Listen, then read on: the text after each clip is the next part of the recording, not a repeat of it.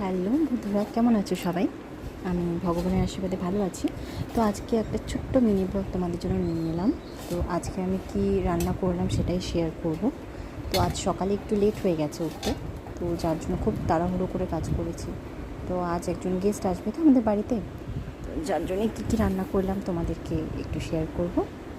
তো আজ আমি করলাম করলা ভাজা, তারপর পাট শাক ভেজে রেখেছি, এরপরে চিকেন এনেছিল বড়মাসে, তো যার জন্য চিকেন করেছি। আর হলো কী করলাম, হ্যাঁ, আর একটা হলো পুঁই ডাঁটার তরকারি করেছিলাম মিষ্টি কুমড়া দিয়ে। তো এগুলো আমি রান্না করলাম আজকে। তারপরে এদিকে রান্না করতে করতে আমার সকালে তো বাসি কাজ সব সেরে নিয়েছি, কিন্তু প্রবলেম হলো যেহেতু বর আর আমার মেয়ে দুজনেই লেট করে ওঠে, তো বিছানা আমার তোলা হয়নি।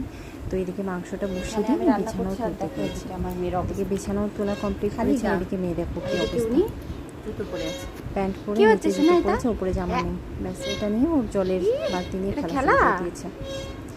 তো এদিকে বিছানাটাও আমি তুলতে গেছি, দেখো মেয়ে এদিকে আবার উঠে কি গড়াগড়ি শুরু করে দিয়েছে। যেদিনই আমি যখনই বিছানাটা আমি করব তখনই ও সেম, এটাই ওর ডেলিকার কাজ। তো যাই হোক, এভাবে বিছানাপত্র সব গুছিয়ে আবার এদিকে মাংসও চাপিয়েছি, তো ওটাও দেখে নিচ্ছি। তো এগুলো দেখে তাড়াতাড়ি ফটাফট বিছানাটা আমি তুলে নিলাম। হ্যাঁ, শুধু দুষ্টুমি। এদিকে একটু বকা দিলাম মেয়েকে, দেখো তোমার চোখটা দেখে রাখে। বিছানা এই গোছালাম, যে কয় বিছানা মিনিট তোলার থাকবে পরে তার দেখো ঠিক কান ঠিকানা নেই। এই যে দেখো স্টার্ট হয়ে গেছে ওর লাফালাফি। এটা 5 মিনিটও থাকবে না।